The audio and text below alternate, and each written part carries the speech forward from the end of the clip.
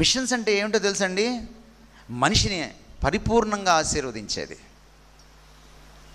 భారతీయుల్ని క్రైస్తవ మిషన్స్ కానీ పరిపూర్ణంగా ఆశీర్వదిస్తే భారతదేశం అంతటిని ఆశీర్వదించినట్టు.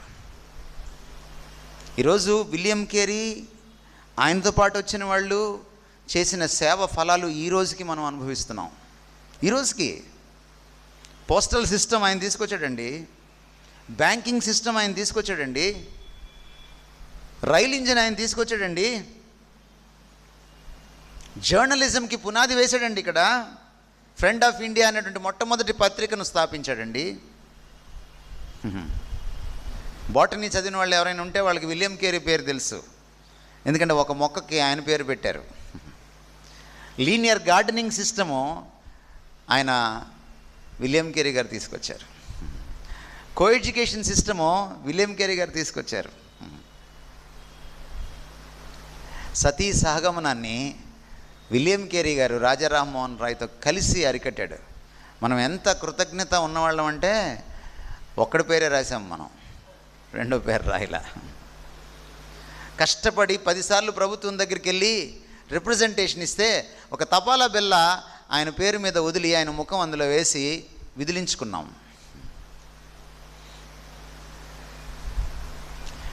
మదర్ తెరీసాకి భారతరత్న ఎప్పుడు వచ్చిందో తెలుసా? బయటోడు నోబెల్ ప్రైజ్ ఇచ్చిన తర్వాత. ఆమె సేవ చేసింది అక్కడ. ముందెవరు గుర్తించాలి?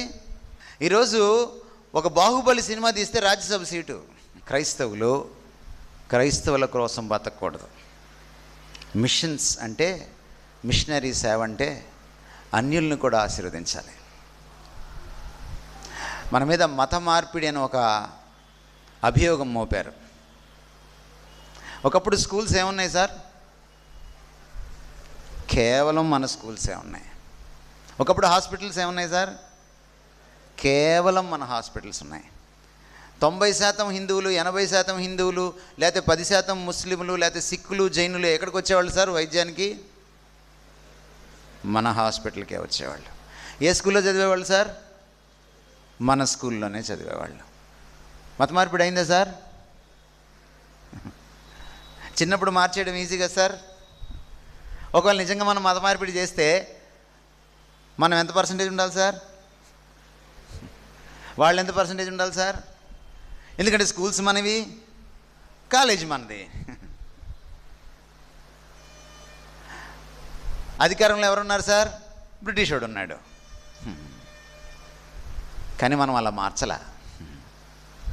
క్రైస్తవ స్కూల్లో జాయిన్ అయిన హిందువుగానే బయటికి వెళ్ళాడు. క్రైస్తవ హాస్పిటల్కి వచ్చిన ముస్లింగానే బయటికి వెళ్ళాడు. క్రైస్తవ స్కూల్లో చదువుకున్న వాళ్ళల్లో ఆర్ఎస్ఎస్ వాళ్ళు కూడా ఉన్నారు, ఎల్కే అద్వానీతో సహా. అయినా ఎందుకు చెప్పారు స్కూల్లో పాఠం?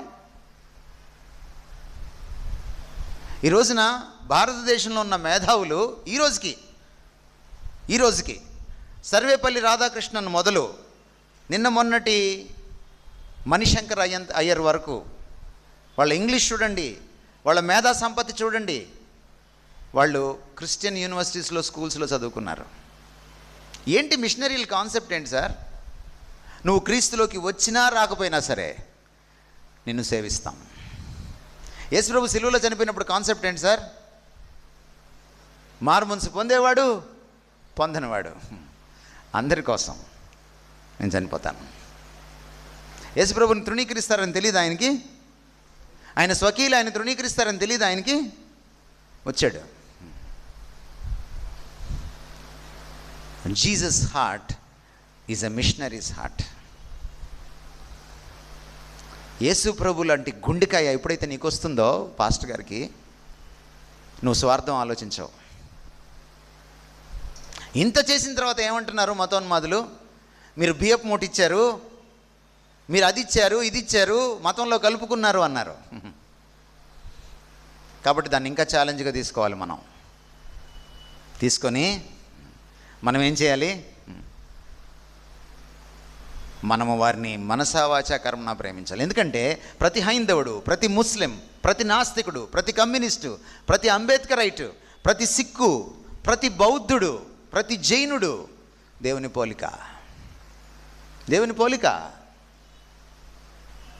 దేవుని పోలికను మనం సేవిస్తున్నాం. వాళ్ళ ఆత్మల రక్షణ, వాళ్ళ శారీరక రక్షణ, వాళ్ళ మానసిక రక్షణ మిషన్స్లో అంతర్భాగం. మీరు పాజిటివ్గా రెస్పాండ్ అయినా, నెగిటివ్గా రెస్పాండ్ అయినా సరే, మేము మిమ్మల్ని సేవిస్తాం. This is the heart of a machinery.